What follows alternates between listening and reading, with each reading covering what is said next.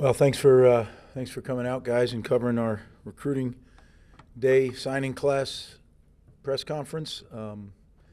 26 member class that I think really made us exponentially better. I'm thrilled with the class. I'll get into that more. Before I do, I want to wish Joe Harasimiak and his family the best. Joe accepted the head coaching position at the University of Massachusetts earlier today, and will do a great job there. Has been a huge help in building this thing, and just wish he and his family, like I said, the very best. I'd also like to thank Eric Josephs, who is our Director of Player Personnel. He and his entire operation did such an incredible job in this whole process. It was a big change, kind of how official visits and things fell in the summertime, and the last couple years, and they've done an incredible job of pivoting and just really changing the way we've traditionally done things. So huge. And then last but not least, I'd like to thank the coaching staff and their families. Coaches spend a lot of time away from home recruiting the future of this program. And there's no easy way to do it. This class was put together the old-fashioned way through years of relationships. Some of these kids, we started recruiting the day we got hired, and they're finally coming to fruition now. So, again, to the coaches on the staff now, to the coaches on the staff that had been here before, it's just a giant thank you, because they've done an incredible job, and you're only as good as the young men that you bring into the program. And, again, I'm thrilled. I think that this class is filled with great length, size, speed, toughness, intelligence, and most of all, a bunch of guys who are a cultural fit and love the game of football. So with that, I'll try to help you, answer any questions I can. But I really want to keep this to this recruiting class, because this is a special day for all these young men and a special day for our program, making them part of our family.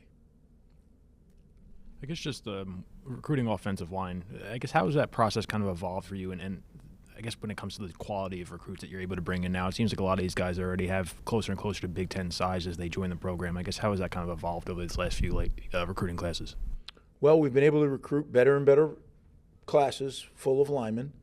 I think players are more and more prepared than they've ever been, right, with all the trainers and O-line trainers and all the things they do now during the offseason.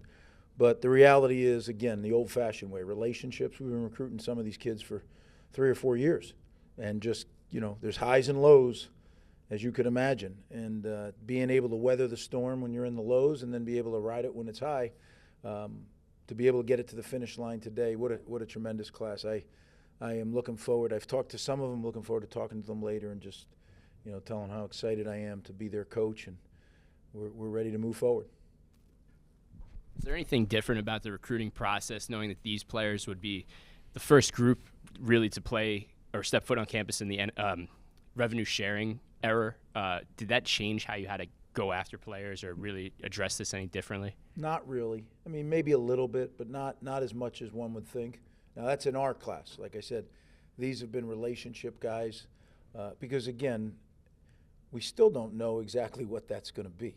Right? I wish I could sit here and tell you this is how it's going to work. This is what we don't know that yet. It still has to be ratified by the judge and all those kind of things. So this again was done the old-fashioned way.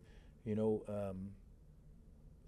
is involved in the new old-fashioned way, but I think this class is really special group, and they're going to do really good things here. You added a running back in his class in Terrell Mitchell. Can you kind of point out what stands out about him and what made you go after him late? Because I think you only offered about a month ago or so. I know you've obviously known about him, but what kind of stands out late about him as a prospect? Well, you're right. Terrell Mitchell, I think, is a great addition to our class. He is a running back that we think fits what we do perfectly. And he's right down the road, right? 20 minutes down the road. I thought he made a big improvement from his junior year to his senior year. We're one of the few staffs that still evaluate seniors all the way to the end. And I think, having my history, 37 years of doing this, back in the day, you didn't even offer kids. You went to see them in May. You didn't even know who they were. Then you offered them in the season, and then you signed them in between December and February of their senior year. Now most classes are done before their senior season even starts. And I just, Eric Josephs, our director of player personnel, he and his group and our coaches do a great job of continuing to watch senior prospects that maybe we thought were just a little bit off, because that's a huge year of development. Some of those kids are going from 16 to 17. A lot of things happen between 16 and 17, or 17 to 18. A lot of kids change in big ways. And I think we got a great back here. I think he's going to fit right in that room of quality backs, and thrilled to have him. When you talk about the shifting landscape of where you recruit from, North Carolina has become increasingly important. Why has that been a state that you've targeted? Well, I don't know so much as if we targeted it. I think the guy who went in there did a heck of a job, and Scott Vallone. I mean, Scott is a relentless recruiter who that became his area, and he went in there and just, Ben Black a year ago, right? I stood at this podium a year ago and I told you I'm so excited to see last year's class, because I really knew we had some special kids there, and I think everybody got to see that even in games some this year, right? I feel the same way about this class. And, we added guys, like you said, from North Carolina, and now that's 2 years in a row. And hopefully that can be, because, again, if you look at our class, it's mostly up and down the eastern seaboard, from Florida all the way up, sometimes up into New England. And that's a natural fit for us. Will we go anywhere? Yeah, we'll go anywhere in the country. We'll go to the Midwest. We'll go to the Southwest. We'll go wherever we have to.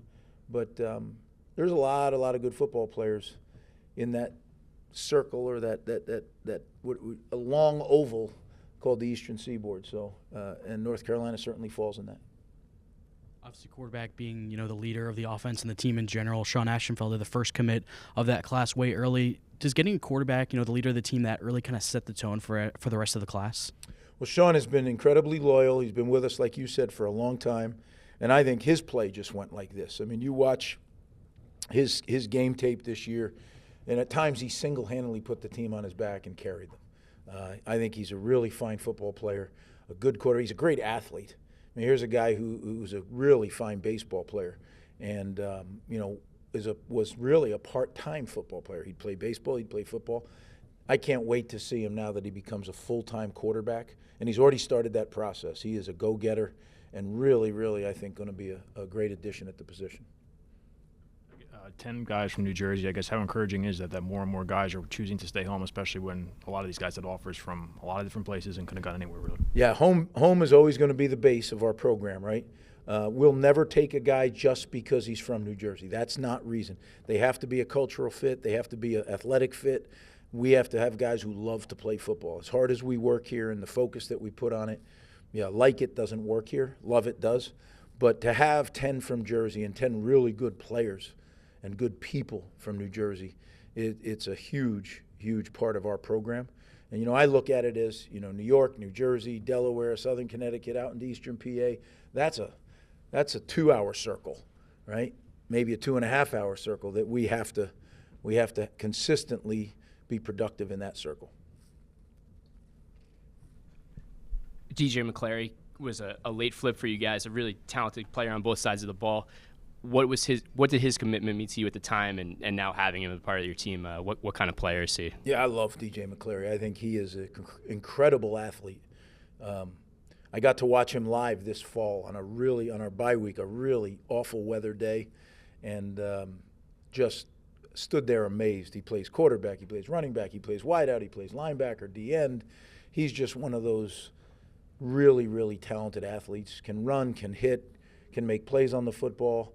I can't wait to get the chance to work with him. I think he's gonna be another one of those special defensive players that we've had here, and to have a guy right up the road here in Jersey City like that, to me, is really cool.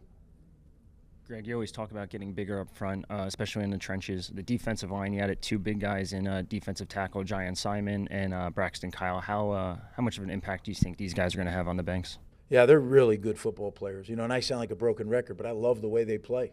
They're both, they're kind of different physical makeups, but they play with great motor, real aggressive guys, and well-coached players. Really know how to use their hands, and I think that I just, again, can't wait to work with them. And a lot of these kids are mid-years, so, come mid-January, they're going to be on campus, and we're going to get to start working with them. And college football has become a year-round operation. There's really very little time where you're not working with your players. So I love that about it. You know, I do. I think every bit of it is needed to get the players ready to play at this level and beyond. So hats off on that the rules have changed where we can work with them because it's important. The impact, coach, of recruiting in the Big Ten as opposed to your first go around in the Big East. How does that play into things? Is it easier to get into a living room of a recruit because you're in the Big Ten? I think with the Big Ten, why I always wanted Rutgers in the Big Ten and why it was just a constant quest of mine is I think Rutgers football and Rutgers football under our culture is the perfect fit for the Big Ten, right? The Big Ten to me is that sweet spot, and I've said it before, of elite academics and elite football. That meets way up here. And I don't think there's I know there isn't any place else in the country that has such a group of people that are commonly connected in that manner. Elite football, elite academics, because it is still college football. No matter how much revenue share or NIL or all that stuff, they have to get their degree. There's going to be a heck of a lot more of them that don't play professionally than do. And the degree that they get, the education that they receive here, both real life and in the classroom, those are the things that are going to help them, you know, as they go on to be great husbands, great fathers, great members of society. So, you know, I can't say enough about what the Big Ten means to Rutgers, what it means to me. I've said it many times. I think it's a perfect fit for Rutgers, and what we need to do is now we need to go get on that top half there and above where we actually are in the top half this year, but we got to get to the top of the top half. We got to go win the thing, and that's going to be hard. Right, really hard, but that's what players like this can do. Chris and Brian as the last two. Just the wide receivers that you brought in this class, I guess what kind of stands out about that group? And then I guess when you have guys like Ian Strong last year who contributed, and this year Ben Black and KJ Duff, and I guess how does that kind of change how you're able to recruit those guys and tell them that, hey, if you earn a spot, you're going to be able to contribute right away if you're able to? Yeah, I think one thing that pretty well nationally known that recruits know is we don't have any bias. Seniors, juniors, freshmen, sophomores, none of that matters. Where you're from doesn't matter. There's all things equal off the field, meaning you're taking care of your business. Whoever gives us the best chance to play, they're going to play. Now, the wide receiver class, I think, is outstanding. I thought last year's was really good. I think this year, and that's hats off to Dave Brock and to John Perry. Those guys did an incredible job of working with Eric Josephs and his staff, zeroing in on who they really wanted, and then saying, Coach, we need your help to go get these guys. I love the way that this was handled. I love the way that it ended, the ones we got. I couldn't be more pleased. And I can't wait to get them here and start working with them. You know, they're going to get opportunities. We lose a lot at the position, so they're going to get opportunities to step in and compete. Final question. I slipped in late, so I'm sorry if this was asked already. Oh, you got a detention, but that's okay. We'll save that for next season. It'll be a suspension to be determined. Four quick ones on Joe Harris-Simiak. Well, you can't have the last question and then say four quick ones. All right. Go ahead. You were late. I'll give you what you need. Go ahead. Sorry. Did you have to address his departure with high school recruits in this class at all? Did that? Yeah, we already talked about Joe, and I said this is about the recruiting class, so I'm going to hold off on that. I know it's in relation to Joe with recruits. Players come to Rutgers. They don't come for one particular person. It's about our program. Just a quick one on Joe then. Is he going to coach in the bowl game? Is he going to Massachusetts? No, Joe started, but this is about the recruits. So one more time, and then I got to cut you off. Yeah, he's up there now, and he's going to be the coach there immediately. All right, guys. Yeah, well, I am allowed to close, right, Jimmy? Okay. Hey, guys, I appreciate it as always. You really, you do a great job covering us, and this group of guys, I think you're going to really enjoy getting the chance to cover them. They're excellent football players. They're really, really good people as well. So what excites me is I feel like we're stacking classes, right? I think last year's class was excellent. This year's is excellent as well. And people want to always say, well, compare this to that. I don't get into that. I just say, if we can stack class after class after class, you look up, and we're going to have a program that we can all be proud of. So appreciate it again, and we'll see you on Sunday.